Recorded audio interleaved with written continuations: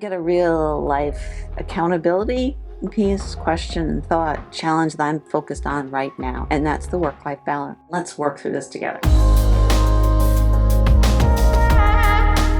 So I'm being real here. I'm being very vulnerable. I am not good, have never really been great at compartmentalizing, making that work-life balance, and it has not always had great impact on me. I need to do that now. It's critically important, not only to me and my family, but also the sense of accomplishment to know I can do that, and the idea that it's just what I want, and that's how we are more well balanced. Let's think through this. So I'll start out by first of all saying there's a real difference, I think. Let me know your thoughts too, on when we work remote, so we're working from home, or when we actually leave our house and go out to work in some other environment. And I don't mean just working at a Starbucks, I mean like going into an office, going into a school. And I have found that as much as I personally have loved working remotely, working from home, it's not always been great for me. I'm being very vulnerable and very honest right here. It typically is one where I have not been, I shouldn't say cannot, have not been successful about closing the work hour doors. I typically would still look at the room where my office was and feel like I should be working. I would walk by there and see it and be like, oh, maybe I should run in there quickly and do that. It was just too easy for me to be able to pick up work or not stop working. Sometimes that's nice, flexibility. For me, it wasn't so good because I did then just never turn it off, which was not always a healthy thing. We have to be balanced. We have to be able to have that other piece of us as well too. And I know it's very different for those of us who think of this as a career, not just a job. However, I know for me, it was not a healthy balance. And I had tried some strategies, and maybe this will be helpful if you also all work from home. So some of the strategies that I tried might work for you that just weren't as successful or powerful enough for me. One of them was at one point, especially before COVID hit, was to go out and I would work at Starbucks for a little bit, or Panera certain days, do working lunches with other people out and about.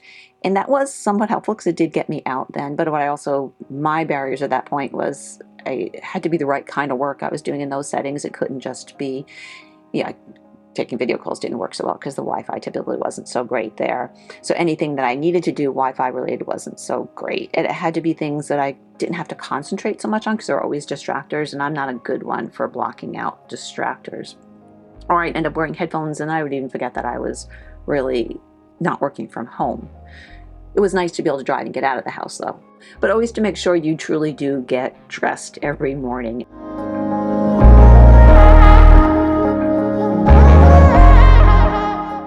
So here's a handful of strategies I think work, and I'm talking through them all too to try and think which ones I want to try and put forward to do my little bit of a testing PDSA cycles on. The first one is using visual indicators.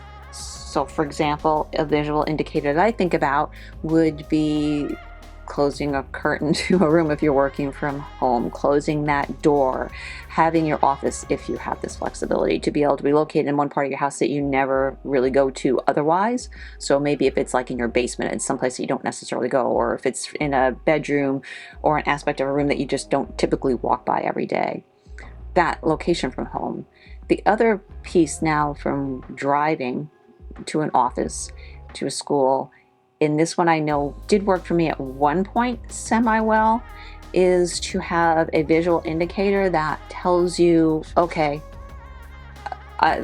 now I turn off work, I'm going home. So there's something, someplace that says to you, work, gone, home, person, ahead. For example, when I used to live in St. Petersburg and I was also working in Tampa, when I came across this one huge long bridge, Howard Franklin Bridge, for those of you who know, it's going off on this, Tampa Bay, large expanse of water, that was my indicator to turn off work. So as I talk through this, I think one of the things I might try is find some good place, and you don't want it to be the instant piece there because there's always that processing you're still doing for me at least, as I'm driving at first. So maybe like a halfway point where there's some visual piece that you see all the time that you can't skip that will tell you to drop it. leave work, now go home. And you could do it the other way too. I think driving there, it could be like, okay, now I'm turning on my work mind. Before it was all family, personal. Now I hit this part. Now I'm into my work mode. I think I need it more typically the other way for the going home. So I think I'm going to try and think about that through my drive, the consistent spot that will be that indicator to me. Beyond like the external indicators, I also want to think about some internal indicators. And I've read about, and this is something I think I'll also definitely try, is using music to make that transition. So in other words, you might do the thing of when I'm leaving work, I might just listen to classical music to kind of get me calmed down, transitioned. And then once that segment there, so maybe I'll have the playlist created. Ooh, that actually makes some sense, right? Have a playlist created there. Then at a certain point, it's going to transition to more upbeat or something that the audio will be that other indicator that, okay, now I transition out of that. I switch. Processing as I'm thinking about this is always probably a dangerous thing to be able to do too. But is there some way to be able to do that? Similar thing could be that you only listen to a short podcast on the way home and it stops at a certain point, and then once that stops, then you put the radio on or something. But I kind of like maybe even pairing the two there, so whichever you hit first. Another one that I've heard, and I actually am gonna start practicing for sure, is the minute I get home, and this would work from working from home too, the minute I get home, I'm gonna do that transition. So I'm gonna shed my work clothes, get into my comfort clothes, right? Everyone has their comfort clothes. I typically don't work my professional wear around the house for very long, but I'm going to make it very deliberate. I walk in, I put my stuff down, and I go right away and I get into my comfort or my non-work related clothes, which will also maybe involve washing my face if I've been wearing makeup, washing that off, unless for some reason, I want to leave some of that on or something, taking off maybe my earrings or putting something different on, taking my shoes off and putting on sneakers, doing something so that I make that transition of what I was wearing now work and then to me at home. It could even mean taking off my watch, whatever kind of indicators there that shows that you're in a different mode. I typically have always not been so great about doing that, but I think if it's really purposeful, that really might help. Another one, I think this would be really good too, and I can see this happening, being a little bit different. You can do this, have this function in a couple different ways. And that is, before you make that transition from work to home, is to give yourself permission to let your mind wander. Think about everything that you're worried about, everything that went well, everything that's on your mind, and record it somewhere. So if you have a journal and you write down everything that's kind of maybe wondering, so you think about your wonders, you might have a page just for wonders, you might have a page just for action items, thoughts, and then you might have a page of highlights. And the idea is that you kind of have your mind kind of slowly go back and forth. You might even write on Post-it notes and then put them different places, but you give yourself the time to let those things that you haven't had a chance during the day because you've been at a really fast pace, to be able to record them somewhere and put them someplace that you know they're not just going out the door. Sometimes just the process, of writing something down also really helps. I think that would be really a good thing. It would be great to be able to do that before you leave your office, whether it's your office at home or your office at a school or your work. I think it could also be something that if you have to get out the door because you have to get home at a certain time, if you could do some like audio recording and just record yourself thinking through, talking through those things. Then at a later point, you can always go back and organize them if you want. But that might be a nice way to also kind of document the highlights of your day, because we forget about those. We tend to focus on the things that didn't go as well, which is good and bad. It's good because we're always in that improvement mindset, and I never want to get out of that. But you want to see that as that improvement and not as an indicator of you being worthless or not good enough or any of those kind of pieces there. I think I'm definitely going to try that one too. The next big piece, and this is where I've been awful, and I'm still not sure how I'm going to do this yet, is communications with your work. I've always had my work email on my phone, for example. I've always felt like I deal with things better if I know how many emails are coming in rather than if I arrive, for example, at work and then see 50 emails, rather than seeing them slowly matriculating in. But I'm starting to think that maybe that really isn't the case. But I really want to think about, do I still put my work email on my phone or my personal laptop? Do I just put it someplace that I have to dig to get to? And then the other piece is, do I put the notifications so they come up? So I at least see a badge tell me how many emails there are, or actually see them on my lock screen. I'm really going to think about this because I don't know which is better for me. Which is better for you? Just totally not having it, knowing you have to do some work to get there to check it?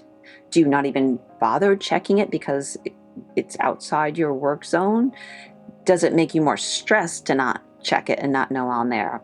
I'm not sure where I am yet because I've always had it on there. I've always had the notifications, even when I know that that's probably not the best thing. I've had the higher power jobs that I've had to, because I have to respond, because I've been responsible for a team and a group of people that I have to be available pretty much 24/7.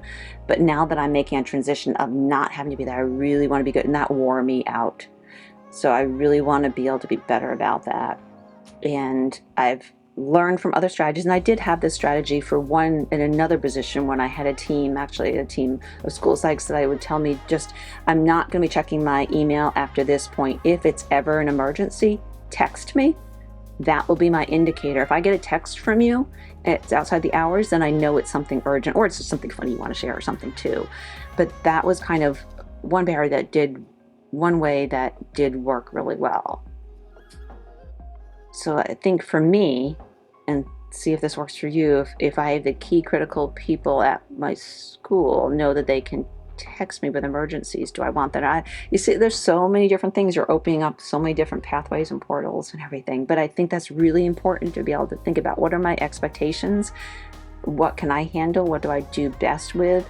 While still being able to make that transition from work and home and make that balance there. There's always going to be emergencies, and I think that's really important. First of all, is defining what is an emergency. What is the fact that there's all of a sudden a child was hurt, there was something critical that happened at a school and you need to be there early, or someone just needs something done in a week, or this paperwork didn't have a signature, or when you're going to get this testing done. Those maybe aren't emergencies, but someone else might see them as emergencies. So I feel like we have to really think through this and then be able to really communicate it with those that we collaborate most often with. I'd love to be able to hear some thoughts and strategies from all of you. And I'm gonna try and really be good about sharing also how I'm doing with this, what seems to work or not do, because I really want to hit this time and do it as best as I possibly can without sacrificing, obviously, the way I'm servicing and supporting a school and an entity. So many things, right? If this has been helpful, go ahead and let me know. Subscribe, all those kinds of things. But I'd love to hear your thoughts and feedback. And let me know if you want me just to keep, maybe I'll reach back again another month or so, or if I learned something really great or some really good feedback that you all share and I want to jump back on to be able to share something, I'd love to be able to do that. So let me know your thoughts. I so appreciate and hope it's okay that I've been really kind of putting myself out there, because we all can always do things a little bit better, and looking after ourselves as a first line has to happen. We don't want to burn out. We want to be there for everyone and everything. Okay. Thanks, everyone.